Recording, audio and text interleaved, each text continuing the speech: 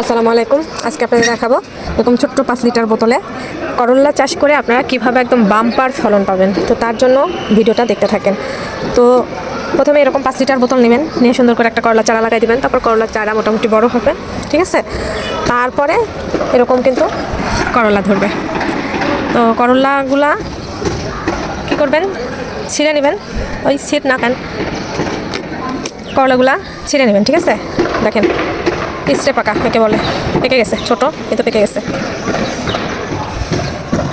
তারপরে যতগুলো করলা থাকবে আর কি সবগুলো যে পেরে নেবেন।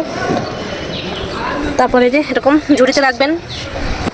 আরও দেখেন আছে কিনা পিছড়ে পাকাগুলান,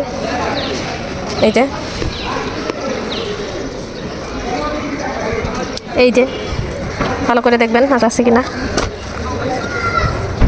তো যাই হোক, এই যে এরপর এখন মেইন জিনিস দেখাবো কীভাবে আপনারা ফলন বৃদ্ধি করবেন। তারপরে এই যে হাজব্যান্ডকে আগে থেকে বলবেন বাজার থেকে করলা নিয়ে আসার জন্য, তারপর সুন্দর করে ঝুড়ির মধ্যে রেখে দিবেন।